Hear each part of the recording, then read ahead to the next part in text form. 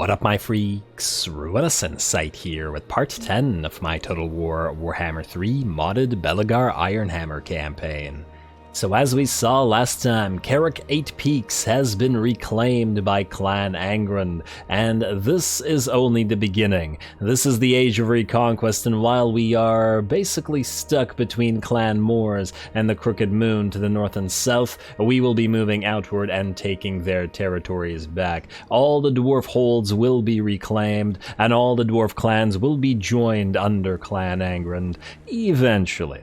But until then, we got stuff to do, and we've got problems in our burgeoning new empire. The Confederation debuff and the unhappy populace debuff combined to give us minus 13 control, and I think our provinces are a little bit in trouble. Minus 24 at Karak, we've got minus 13 at Karak Hern, and thus we have to figure out what to do. There is also this little annoying army that's just been sitting on the edge of our territory and just irking the heck out of me. And I think maybe we want to try to kill it. The only thing is, we would have to recruit a bunch of units. The other option is we get the Warriors of Dragonfire Pass, maybe give our lord here some items, and then attack them. Granted, they have 10 out of 20 units, but they would have to be able to kill a dwarf lord, with potentially some good items if we give them some. That is forbidden. You know, I kind of like the idea. Just don't want to leave them here. It would be better if they weren't. So let's do this. We'll take the Warriors of Dragonfire Pass. We will probably transfer them to another lord afterwards. Then, Alaric, we're going to give you Inspiring Presence so that you don't die. But we're also going to use a little bit of our Oath Gold. Namely, but temporarily on you, we're going to do, let's say... Alright, so... wait, let's see what are we facing off against here. They have a mortar, which is going to be a massive problem for our slow dwarf warriors. Okay, we can counter that. Let's go to the forge. There should be a banner rune that gives us this, Attribute Vanguard Deployment. Actually, I think there's items that do this as well, but how much oath gold do we really want to spend here? Let's take the Stroller's rune for that Vanguard Deployment and the speed. And then, to increase our damage, we will go for character runes, and then we will take the Master Rune of Flight. We were gonna get that anyway. Especially as I feel like it would be effective for fighting the Skaven. Then, we're going to assign them to you, in addition to, let's say, the Potion of Healing, which we just got. The Obsidian Amulet, though I'm not sure that it would be needed, but, you know, you never know. We'll give you the Master Rune of Flight. We'll temporarily give you the Master Rune of Spite. And just to fight, I swear I'm not trying to rhyme. We'll let you borrow the Hammer of Karak Draj. We can always just give these things back next turn, and then the Glittering Scales as well. King Lun Ironhammer, yeah, okay. You just have to remember who had what. Hope I don't forget. And then we will also give you the Stroller's rune. Really too bad you can't... it's so stupid that you can only use one of each type of rune. I don't understand why they did that. And it has no loreful justification either, in my opinion. Ooh, also, we can't assign the student to anybody. Wait. Thane, Master Engineer... We should have a Thane and a Master Engineer. You. Take the student. Did I just remove something? No, you have plenty of space. Wow, why do you have so much space? I guess you can have a stonemason. There you go. And that's it. Alright, well, we'll get back to you in a second. We have other things to do right now. So, now you have the Master Rune of Flight and the Master Rune of Spite on you. You have the Vanguard Deployment and a Potion of Healing. And this is what I was saying. Good luck killing this lord. We're going to we're going to attack, and we're going to just Vanguard deploy him and just run him at the enemy artillery, and we'll see what the enemy can do. According to this Pyrrhic victory, we'll see about that. Yeah. I think this is actually cheaper than what I would have otherwise done, which was to recruit more dwarf units here and then attack with a bigger stack. I think this is just going to be a better way to do it, especially since we can transfer everything that we got back to our other lords. Fight. We're going to do this manually real quick. I feel like they have no chance. I could be wrong, though. The thing is, it's an undead army, and the thing about undead armies is you kill the leader, and their leadership crumbles. And especially the mortars, they have extremely low leadership. A couple hits and they will start disintegrating. Plus the Master Rune of Spite, like if they can't get a shot off, if they're stuck in melee, I'm not sure what they could do. But we'll see. Alright, you're gonna deploy up here. We're gonna get the Dragonback Warriors, or whatever you are called, Warriors of Dragonfire Pass. I was thinking of the Dragonback Slayers, that's what I was thinking of. Alright, and then 1, and then 2. And then we have to order everybody to attack immediately, so... Go, go, go, go, go, go. Alright, away you go. You guys are moving in, you're moving in here. You want to move like this, so that you are not near the mortars firing. There they go. Are they firing on you? Try to move away. Do the dance a little bit. I don't feel bad about doing the dance, because the AI does the dance all the frickin' time. Alright, wait for them to fire again, and change trajectory, or I'll change move. Go for those mortars.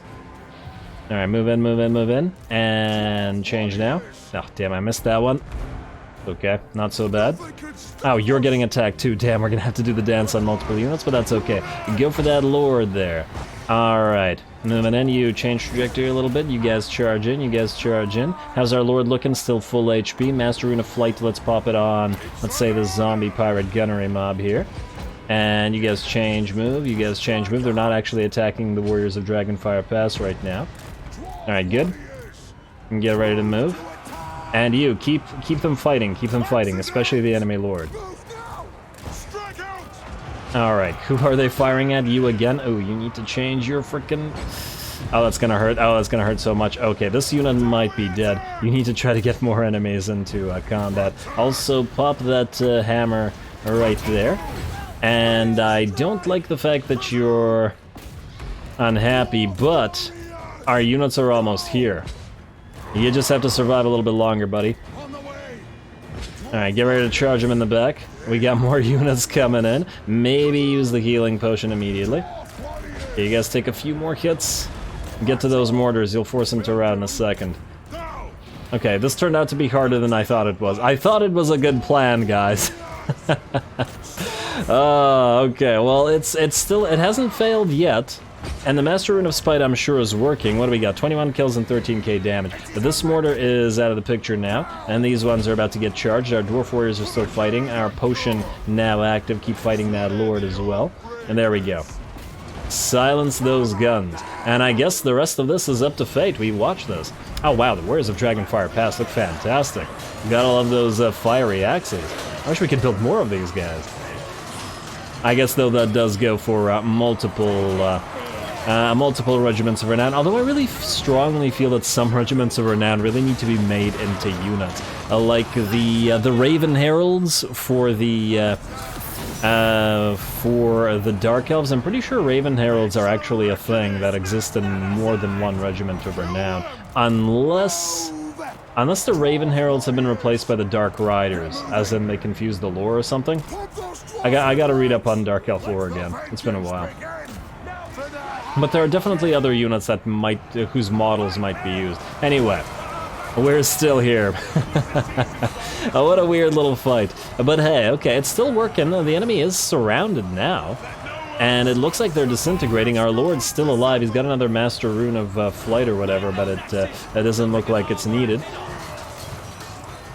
And we're using our fiery axes to burninate the foe here as well. Taking a while to bring him down, and it does look like the enemy is healing, but all of their undead units will start melting away soon. Oh, it looks like you want a duel. Yeah, the enemy Lord is a lot tougher to bring down than I thought it would be. And come back here. Honestly, didn't really get that much use out of that Rune of Flight, but, you know. Can't always get what you want. You guys, chase after that Sartosa Militia. The rest of you kill the rest of these undead units. The Sartosa Militia, I guess, is going to survive. They should probably be faster than a unit of Dwarf Warriors. Are you crumbling now? There we go. Nice bonk with that hammer. Just once I want to see a dwarf hammer somebody into the ground with the hammer. Alrighty. Chase down that militia as best you can. I wish we had extra speed. Damn, I should have gotten another speed rune on the warriors here. And just to chase stuff. Well, how was I supposed to know, though? I'm not even sure I was able to see that these guys had stuff, but oh well. How fast are you, by the way? You were at 45 speed. You're actually technically faster than these guys are. Huh. Well, let's see if you can catch them. The problem is your other dwarf warriors might be in the way. Come on, don't get in the Lord's way, please. Alright, go. Damn, these guys are running fast. They have Strider or something? I don't think we're catching them, guys. Can you reach him with your rune here? You can. I think you got 2. These guys are gonna get out. But hey, the plan did work. It was not perfect, but it did work. I'm reasonably happy with this. Alrighty, and a heroic victory. Alright, I'll certainly take it. This way we saved like 2,000 gold in terms of recruitment. Recruitment may be a lot cheaper than it was, but that doesn't mean that it's cheap. The unfortunate thing about the enemy army surviving is that the dead may rise. Watch the entire army just survive us.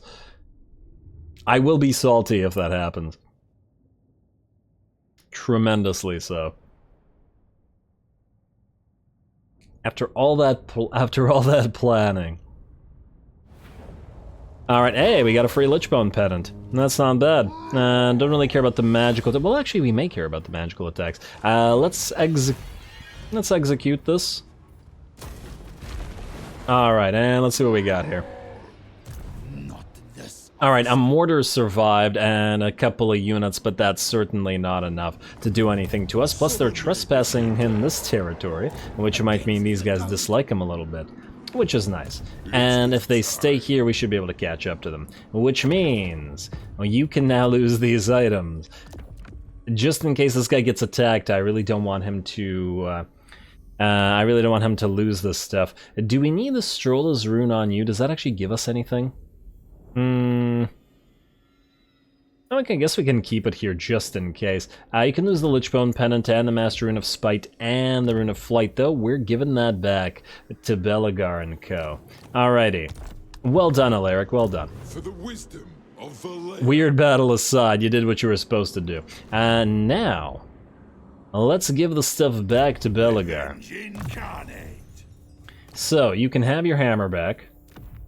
You can have your potion back, your healing. Then you were using one of these runes, I take it, but probably not the Master Rune of Spite.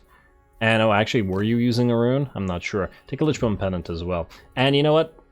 We can put a Stroller's Rune on... Actually, no, we can't. Not unless we want to get rid of something here. You probably don't need the Teller of Tales. But honestly, we probably don't need the Stroller's Rune on Belegar. We'll probably put that in other armies. Give her the Teller of Tales anyway, we'll put another rune in here, something more useful. Next up, we have King Lun, who has lost his glittering scales. And you can have those back. And the Master Rune of Spite goes on the other Thane, unless I'm mistaken. Master Rune of Flight can go on... Well, it's either the Runesmith... I guess we could put it on the Runesmith, though we'd have to put him in melee to do it, but nah, occasionally. Well, let's do that. I guess we could also put it on some other lord if we need to, but we'll hold off for now. Alrighty, so those guys have their stuff back. Then Belegar, my friend, you have a choice. Which god to venerate? Now, I remember just being very ambivalent or having a difficult time deciding between which lord to venerate in my Thoric campaign, and we're still stuck essentially in the same position. And venerate Grugni is okay, melee defense +4 for Lord's army is fine, but we're not going to get enough Iron Drakes, or Iron Breakers rather, to make good use of this. Venerate Grimnir is pretty good actually, missile resistance 5% and 4 melee attack, though of course the 10% Slayer upkeep is completely useless. It's still a pretty significant buff. However, all that aside, and regardless of the fact that we lose 5 melee attack on every unit, it just feels like Venerate Smednir is probably the superior thing. even in just completely ignoring armor and enemy spell resistance and upkeep and everything else, just magical attacks for the entire army, and just seems pretty damn good. Granted, all of our ghosts will have magical attacks, generally speaking. And wait, do hammers always have magical attacks? What's giving these guys magical attacks? Huh. I'm just curious here. Yeah, hammers, I guess, always have magical attacks. They have magical hammers, so they won't get too much mileage out of it, but none of the rangers do. So we could give the entire blob of rangers magical attacks at the cost of 5 melee attack, and give them a little bit of armor as well. I think that that's superior. I am, however, going to leave this for at least an episode, or until next time. I'd like to know your guys' opinion. So first we're just going to get Ancestral Guidance here to get the extra physical resistance. It's still a plus 5% for the entire army, so it's still pretty good. I'm 95% sure that Venerate Smedner is by far the best thing here, because magical attacks on the entire army is pretty disgusting. But maybe somebody could convince me to go for Venerate Grimnir or something instead. The others are just plain inferior. At least, they are inferior specifically for Belegar's army. Valea's okay for casualty replenishment rate, but he has higher replenish on the Rangers anyway. It's really Grimnir versus Smednir. And it's essentially a swap of attack. Do we lose 5 attack in favor of good stuff, or do we gain 4 attack and some missile resistance in favor of some other stuff? And the armor also buffs the Rangers, so I just think it's probably the best way to go. Anyway, all that aside, Belegar, you've got your stuff, my friend. Or at least, you've got it back. Now you've taken Karak Eight Peaks, so you can't move this turn, but you are not done yet. Belegar, we are never done with you. So, we have a public order problem, a huge public order problem. How do we solve that? Well, other than the fact that we can not collect money, the Hammer of Angrund gives us a +3 control to all provinces. So, hurt though we are, we're going to go straight for the quest battle of the Hammer of Angrund. Looks like some greenskins, but huh, it doesn't say reinforcements are coming. Oh wow, okay, yeah, this shouldn't be much of a problem. At least it doesn't look like it, unless there's something crazy about this particular battle that I'm not seeing. This one has reinforcements coming. 8 armor. It still hurts me that it's 8 armor, but whatever. The hammer has to take priority. Now let's give this a quick read, and then we're gonna jump right into it. Thoric Ironbrow, the Master Rune Lord of Karak Azul, is as impressed with Ironhammer's progress as the High King is, and while the war machines from Azul's forges would no doubt be a boon in the wars to come, Thoric wants to do more to aid his kin. He reveals the location of the vault's secret door to Belegar. King Lun's hammer will be in its rightful owner's hands again soon enough. It's only fair to take Karak Eight Peaks and get the hammer back. Yeah, soaked in centuries of greenskin blood, the Iron Hammer has been handed down to every rightful Angrund ruler of the 8 Peaks. And this gives us a melee attack and charge bonus and a bunch of increases. It's kind of like the Frenzy that we got on the rune as well, which is nice. And considering that it gives us bonus melee attack, it counteracts the loss we might get from the rune of Smednir, or Venerating Smednir, rather. Teleport. Away we go. We have this Lichbone Pennant, which I guess we can put on you, miners. I mean, magical attacks. We could also give it to the Thunderers. Eh, you know what? I like the idea. Thunderers, magical armor pierce, or magical shield breaking attacks. Alright, quest time.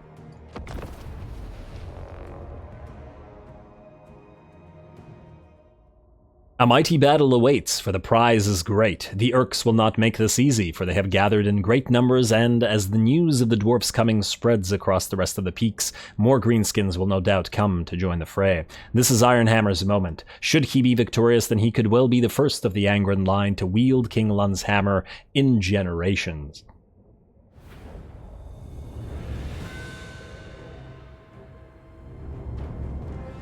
The lost vault of Angrund is within reach.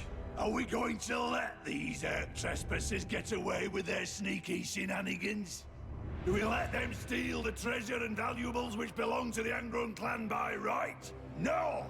We do not! Let the grudge be settled. Let vengeance begin! Roar!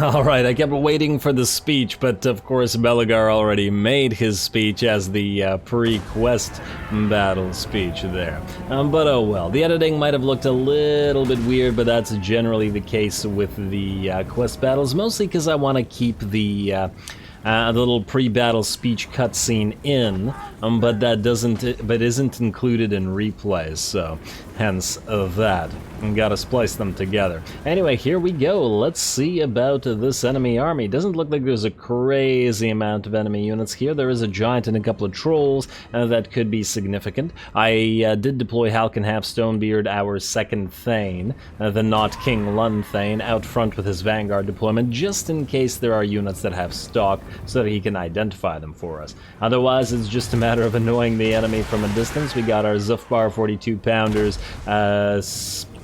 let's see, taking about half HP off those Gabo units, not so bad. This army looks pretty darn weak, unless of course the AI lied, or the game lied, and there are in fact reinforcements expected. Ooh, some nice shots with that Grudge Thrower though. In fact, let's see what the damage on the Grudge Thrower has been so far. 106 and 9, nearly 10k, and though it is at 3 out of 4 units because we started the battle somewhat hurt. Still do have to keep that in mind.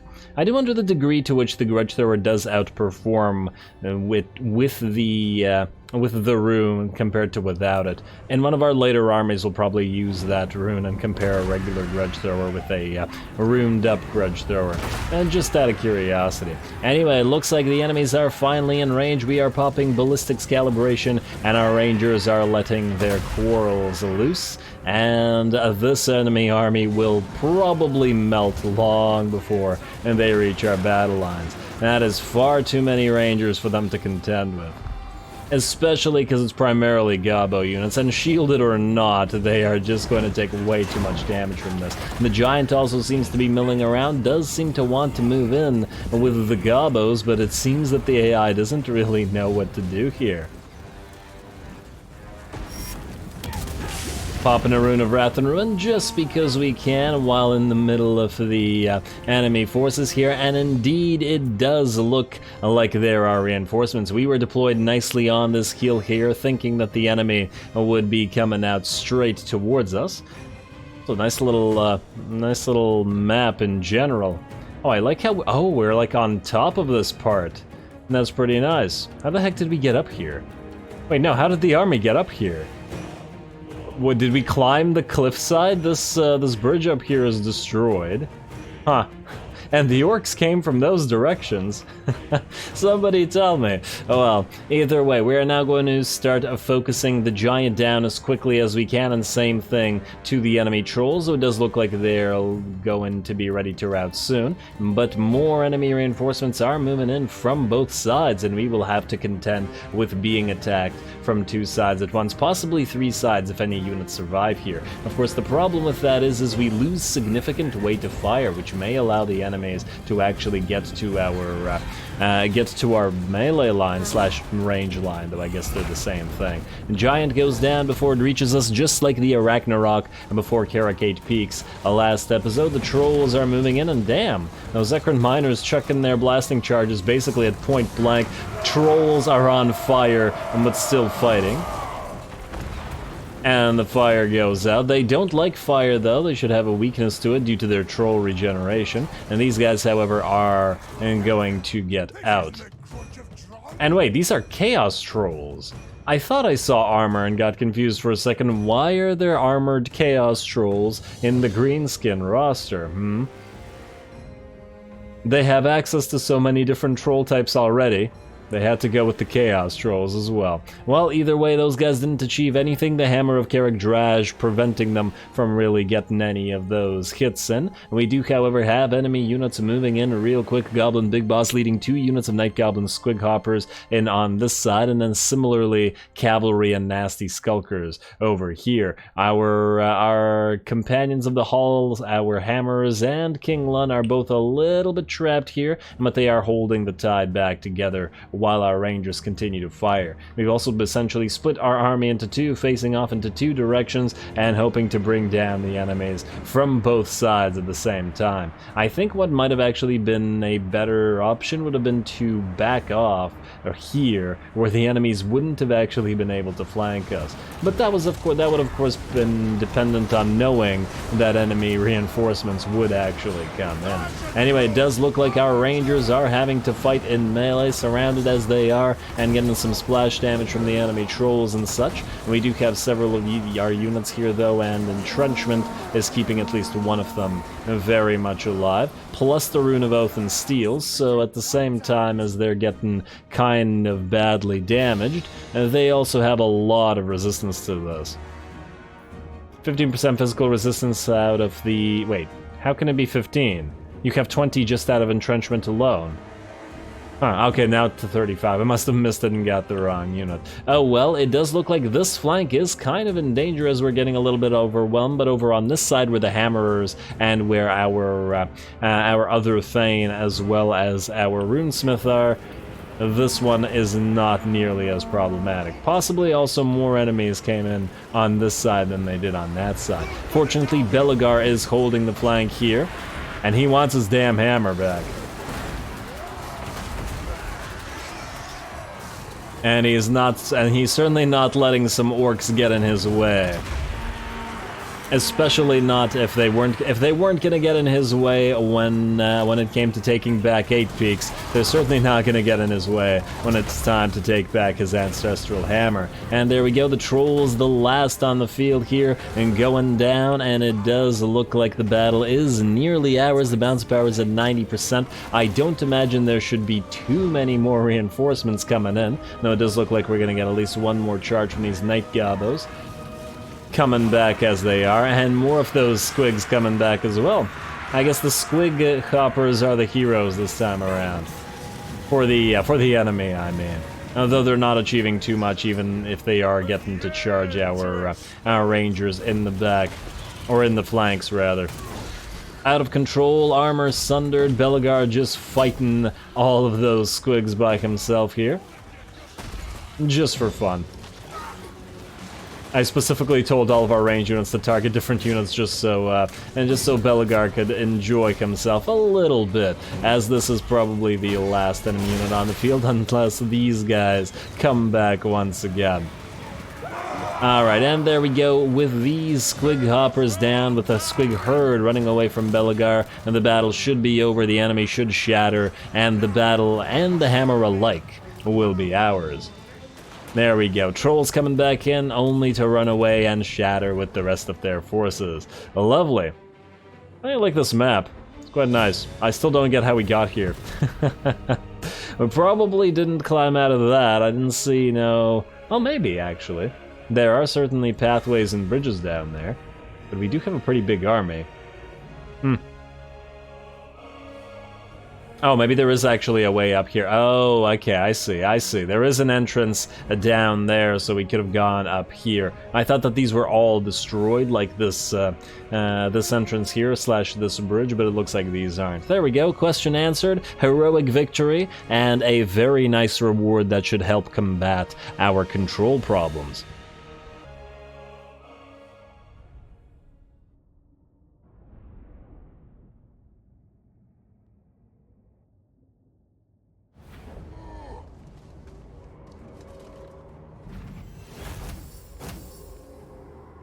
Alrighty, well the game certainly did lie about the about those reinforcements, but that's okay. Oh, we certainly still managed to pull it off regardless. Gonna get that free oath gold and treasury gold back. Troll Slayer, bonus versus large plus 15, won a battle against Greenskin army containing troll units. Swell. Another Stone Mason, another Brewmaster, and... Alaric oh, that was from before. And there we go, the Hammer of Angrund. So, Belegar, you'll be a little bit more powerful, but more importantly, we really needed that bonus control right now, which we do have. Ally mission successful, and Dragonback Slayers available, and Godlobbers available as well. Very nice. Alright, now, well, I guess we're going to not go for the shield right now. We very well could. But I'd rather spread it out a little bit, I think, and allow Belegar to heal a little bit more as well. Who knows what those reinforcements are, and it does look like we'll be fighting Clan Moors relatively shortly. What we do probably want to do, however, is, let's see, we want to put the Godlobbers into Belegar's army, mostly because they provide that additional discouragement, and we did build Belegar's army at least partially around screwing with the enemy's leadership. Between the Master Rune of Groth One Eye, which applies additional discouragement, then the Rune of Burning, which applies Burnt, which also applies leadership reduction, and further discouragement, I think that might be a pretty good thing to do. Also, does Dazed? No, just applies negative melee defense. That's still not bad. Alrighty, so in that light, I guess we're going to trade away the Thunderers. They've been with us for a while, but they don't necessarily need to be in this army. So here's how we'll do. We will take you... Can you still move? You still cannot move. Yeah, but we gotta give everything to Gradnar Copperpot. So, we're going to swap all of your units to Gradnar. Like so, minus, I guess, 2 units, so you can keep a couple miners back. The lower veterancy ones, probably. 1 to be replaced by the Thunderers, and the other 2 just straight up be replaced. And I'm trading the right units to the right units. Yes? Yes, alright. Now, are you able to reach Belegar or no? Alas, you are not. Are you able to reach Belegar? You are, though. Can you take his miners and still trade them? Let's find out. And, nah, that screwed up all the movement. Oh, well, that's not a big deal. And then I guess we will be summoning the Godlobbers, but we'll do it next turn so we don't lose this extra 276 gold over the end turn. Belegar, are you able to move back into 8 Peaks? Yes, indeed you are. Beautiful. That'll help you heal up a little bit as well. And we do have the casualty replenishment increase for the entire faction. Alright. Now you, Gradnar, are then going to move out to Valea Sur. It's very likely that it's going to fall, but, well, we'll just take it back immediately. Also, let's take a look at what we have in terms of the runesmiths. I have been potentially wanting to delete these. We have an Ancestral Blood of Grugny, but do we really want a runesmith for just the construction cost? For 325 gold per turn? It's a little bit, much in my opinion. Tough isn't bad, but then who would... Oh, you know what? We could build a runesmith to transfer either to Alaric or possibly to Grimly Quarrel Seeker, who we will be keeping.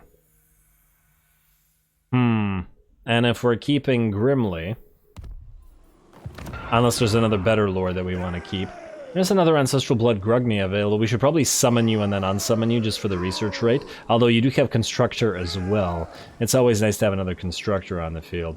Yeah, alright, fine. We're gonna summon a Thane, or not a Thane, but a Runesmith. We will have to keep an eye on the Thanes as well, and look, we have Ancestral Blood Grugny on you too.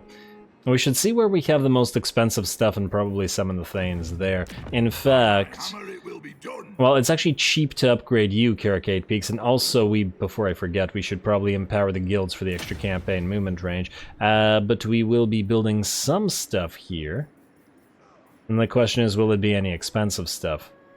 Probably not right now. Let's delete you as well. We're going to replace both of these buildings with growth buildings. But we will summon a temporary runesmith, because this is the only place that we can summon one.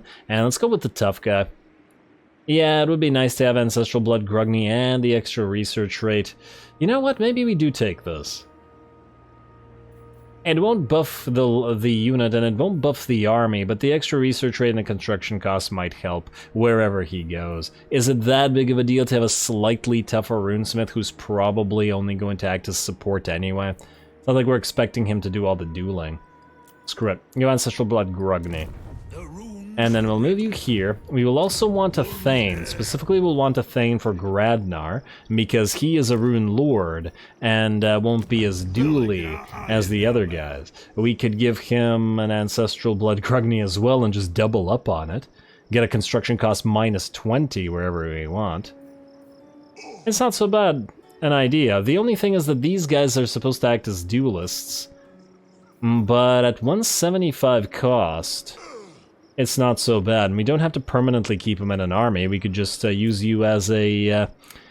we could use you as an agent as well. You know what? I kind of like that idea. We could have one that runs around and does what? We have Assault Garrison available. We have potentially... we do probably want to level them up at least to Retinue Trainer. I'm looking at stuff. Ooh, you have Reckoner as income for all buildings in the local province as well as growth. Yeah, so we could build up a Thane to be a constructor and join our constructor army, but also help out with Nollengrom rather than toughen up after we level you up some in an army. I think that works. Alrighty, well, you two are out here. You did cost us some money. Let's see what else we got to do with the rest of our cash this time. Not really anything we can do about this place, and I think we'll have to keep collecting income for a turn at least. You are stuck as you are. We're at -17, but I think we'll keep it for a turn. However, we will... Wait, wasn't there an army up here? I guess we can't see it anymore. Damn. I would have liked to see of where it went, because Purge the Urks, if it goes this way, Purge the Urks will help. But if not, we're probably better off venerating the ancestors. Difficult to say.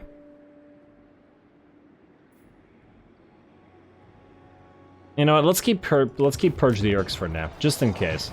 I don't trust it. And what if these guys come back and go around and or something happens? It's not that big of a deal. Here, we also want Purge the Urks for one turn because Skulk Cracktooth might attack here. Although we probably also want to apply a skill point to you, so let's get your Rune of Speed in order to get a Rune of Wrath and Ruin right after. Oh, wait, no, your skill points are supposed to go into Mason, aren't they? Although this is only for province, capital, and settlement buildings, and we just got a buff that makes these pretty darn cheap. Actually, at tier 5, they're still fairly expensive. Nah, yeah, you know what, fine, we can still reduce the cost then. Let's get you Mason. Alright. What about Karak Hearn? -10, eh? Well, with Venerate the Ancestors is not so bad. We could probably survive for a couple of turns. It'll go real negative, but it'll... I can also sacrifice a turn of this in order to not lose any public order. And I guess this as well. Ugh. Alright, fine. I'm willing to lose 2k for a turn. Ooh, also Eckendorf, before I forget, let's get you some goat pastures so that you can grow. And we could move a constructor over here. Actually, speaking of the constructor, before I forget as well. Do we need any more ancillaries of any type for you? Not Rune of Burning, you have the Rune Master, whatever. You don't have a Goldsmith. There's one on Azador Dragonslayer,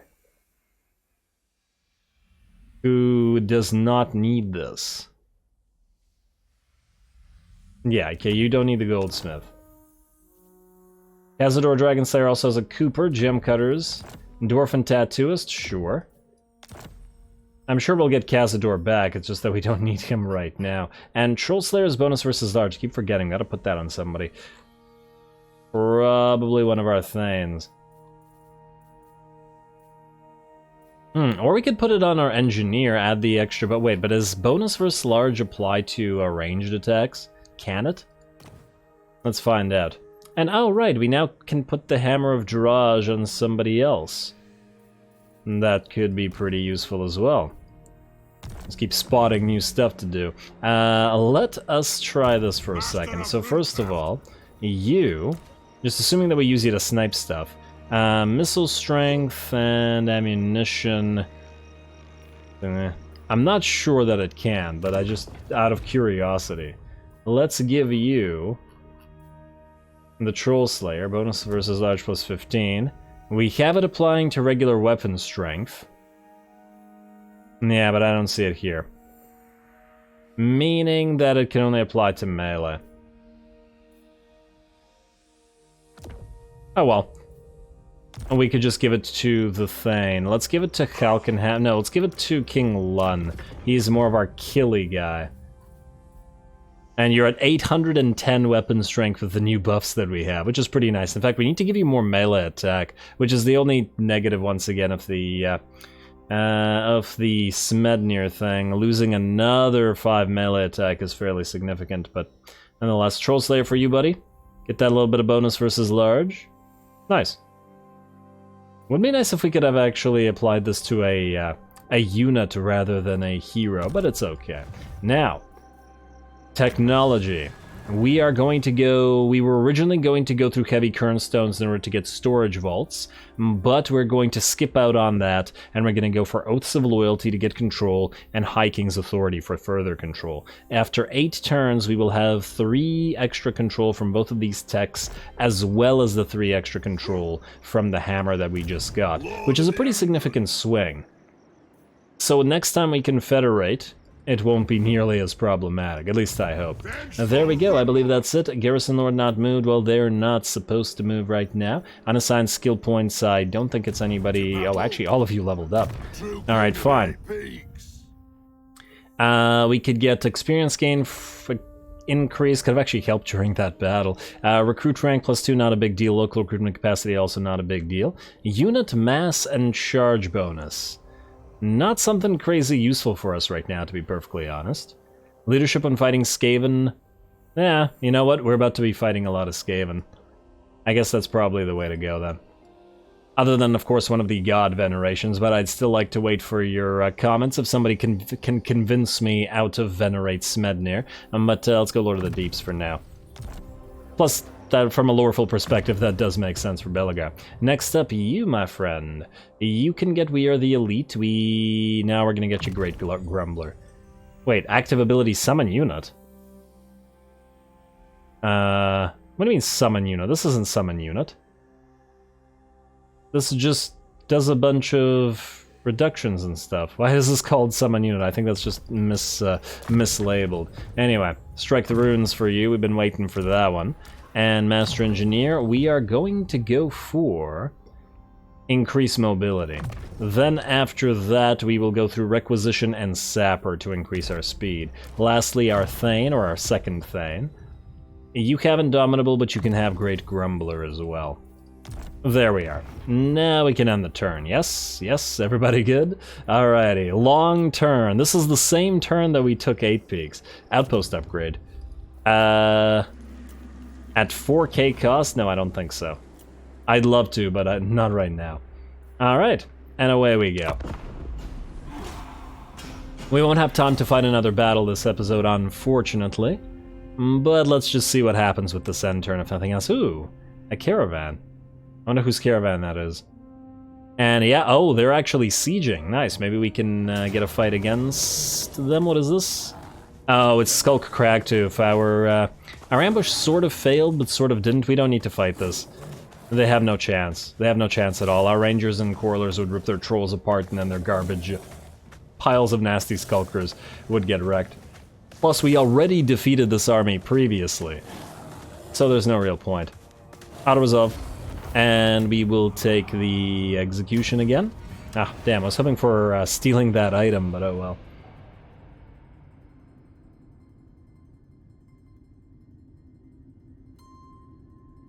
Anything else going on here? Did anybody else attack us? No, it doesn't look like it. Settlement besiege, but we know about that. Pestilence scheme for Clan Rictus, that frightens me. I hate that damn Skaven plague. Constructor Furrowbrow's ambush got foiled, but it matters not. We got another Skaven grudge to, or another grudge rather, to raid the Skaven. Our grudges grow. Really need to start working on those, as you guys have commented. And oh, look! Happy Populace. That's not bad, but it's only in Black Iron Mine. I got happy for a second. Can you even get a Happy Populace for your entire faction, like you can get Unhappy Populace everywhere? Unbelievable. Yeah, alright. Happy Populace in Black Iron Mine, which is where? Karak, yeah? Yeah. Minus 19 still, but it is under siege and there's a bunch of Skaven. Anyway, unfortunately, with that, we are once more out of time, and I'm gonna call the episode here. Next time, we'll try to probably move our Grimly Quarrel Seeker back down this way, or towards the Undead. We do want to raid one of their territories to fulfill a grudge, though we do also want to recruit there a little bit. Belegar will try to move towards the Skaven, though if push comes to shove, or if he can't move there... No, actually he can move right there. And we might do the quest for his shield as well. Even if it ain't a crazy good shield, we may as well do another quest. Although, can the casualty replenishment bonus stack? It won't just reset to 2, will it? Because some things will actually stack. They'll, like, it'll be additive, but some things will just reset, so we would be wasting a turn. Maybe it's better not to risk it and wait a turn. So we'll see about that. We'll hopefully try to get a fight going with Queek and all of these little Skaven here. And of course we will try to deal with all of our public order problems. And aha, there's a Skaven army right here. Looks like they are indeed heading to Bitterstone Mine. Can you get there in time? Maybe not. Maybe we'll summon a lord there, but we'll wait until next time, so stay tuned for more Dwarfs, and don't forget to leave a like and comment. All glory to the algorithm. And thanks for watching.